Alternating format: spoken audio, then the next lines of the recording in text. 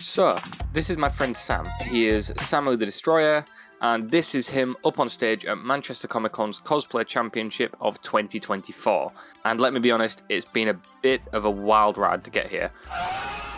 So, we're going to need to rewind to the very beginning, Manchester Comic Con 2023.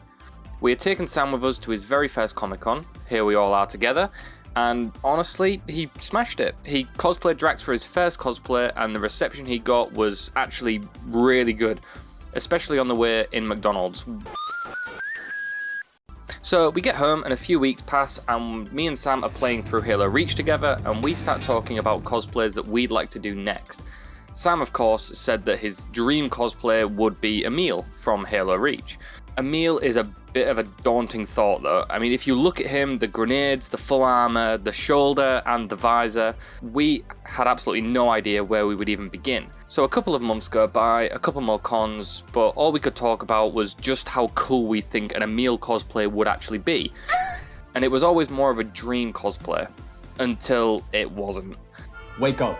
So to give a little more context, in a few weeks of filming this video, Sam is actually moving to Australia and we're not exactly quite sure for how long, so if we wanted to make his dream cosplay for our fourth and final Comic Con for a long while anyway, it was now or never. I mean, we didn't even think that an Emile cosplay would be possible for us. I mean, sure, I'd made a few helmets and face shells here and there, but I'd never made a full suit of armor.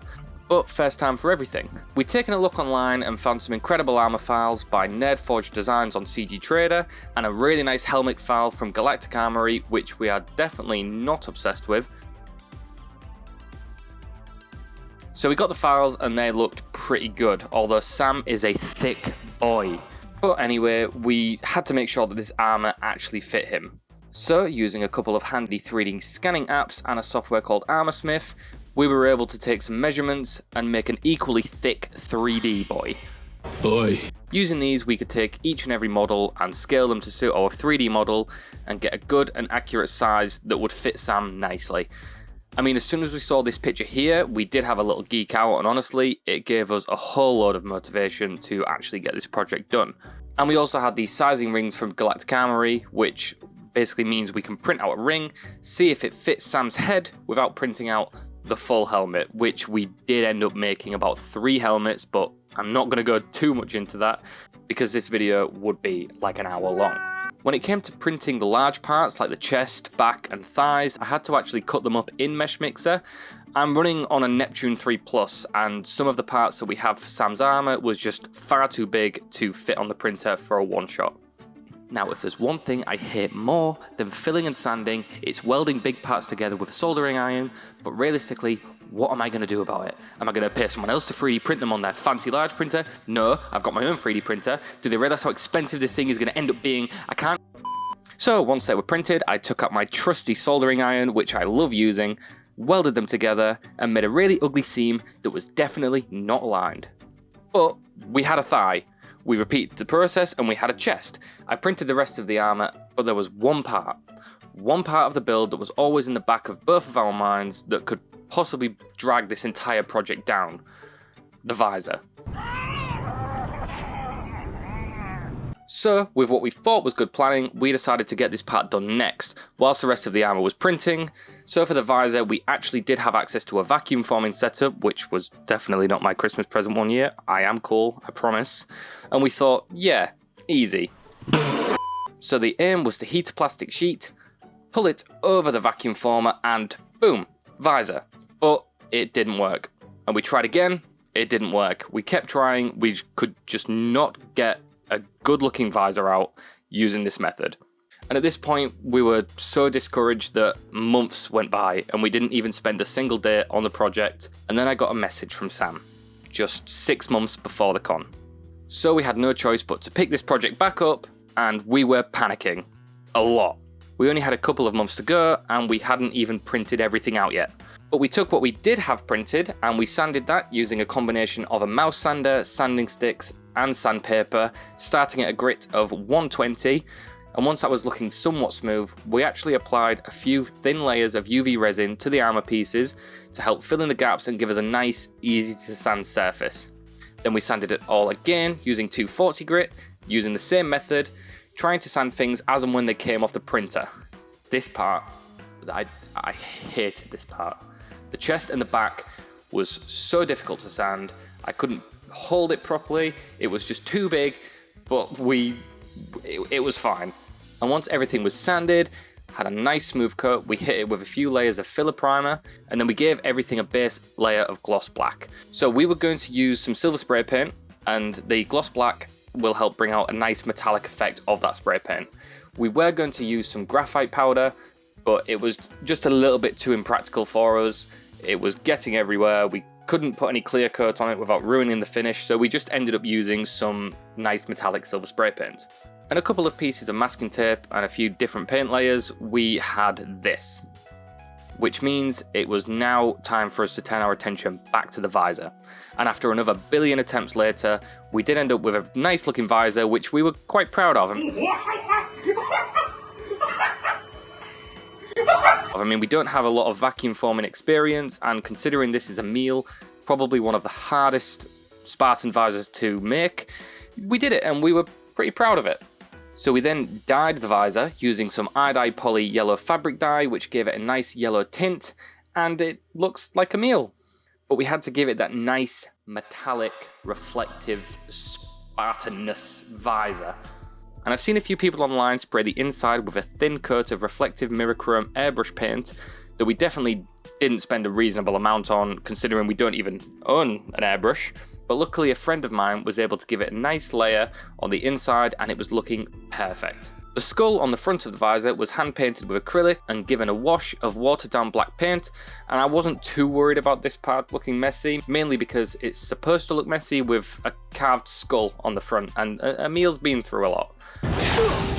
The details on the side of the helmet were also hand brushed with some red acrylic, and I used my girlfriend's Cricut to cut out some UNSC text stencils, which I brushed over with some white acrylic. And I was actually able to get the helmet from a raw print to this stage in just a couple of days, so I sent Sam a quick picture of the progress, and this is what I got back.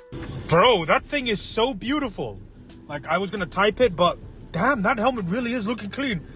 Oh, boy, if you don't... And as we didn't really have any time to spare, the rest of the armor got the same relatively quick treatment.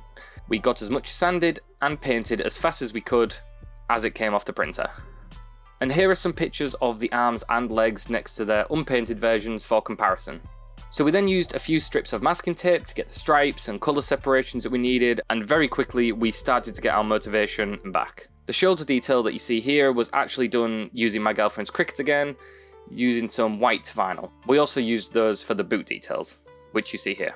And fast forward quite a lot, we have half of the armour painted and around 10 days to the con. Genuinely, this was how the armour looked 10 days before the con. So we got a giant pack of buckles and straps and started placing the armour onto Sam, attaching all of the armour together.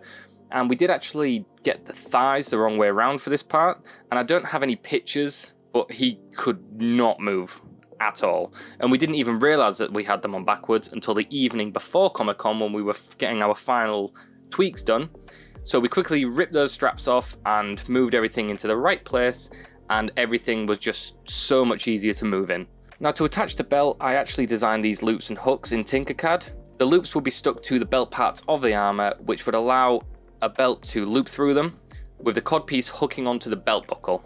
So a few more days of the same process, rinsing and repeating, we were just about there. We were still working on tweaking the harness, getting the grenades attached to the armour, but we were just very relieved to say that we had something for Sam to wear on the day. So when we got to Manchester Comic Con this year, the reception that we got for the cosplay was way better than anything I expected. When we signed in at the competition desk, it took us around 15 minutes to get to the pre-judging panel, just because so many people wanted to talk to us about the armour and take pictures, which was just amazing. And we couldn't be happier seeing this armour that we had spent a very long time and energy making just being enjoyed by so many people. So it was finally time for us to make our way over to the competition stage, and I'm not kidding, in the queue for the competition, the boot cover had just completely unstuck from the boot.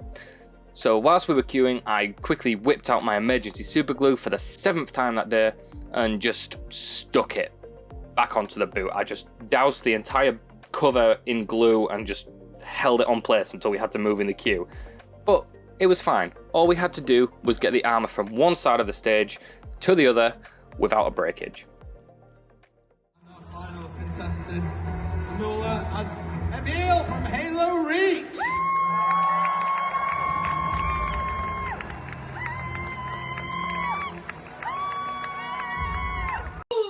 What's wrong with you, bro? What the heck? You tripping, bro? You tripping? We had a breakage. But overall, the judges seemed to really like our suit. We didn't win the full competition, but there was a lot of really good cosplays there, and we were just happy to get our suit on stage with the Halo soundtrack. And looking at where we were last year, not even thinking that this suit of armor was possible, to seeing it up on stage being cheered at by so many people was such a cool moment for us. My heart was beating really fast, and that was our personal win.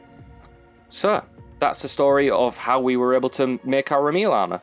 And I just want to say thank you so much for making it to this point in the video. I'm really sorry about the format being mainly pictures, but this cosplay was in the making long before this channel was even created, so filming the entire process was never really a thing that we thought to do. But if you did like this video, please like and subscribe. I'm planning on starting a new armor set straight away, which will be documented properly for a YouTube series. And if you like this video, you'll hopefully like the things that we have yet to come. We also have a Facebook page, Instagram and TikTok account, which I'll link all of those in the description, along with the files that we used for this build. And until then, I'll see you in the next video.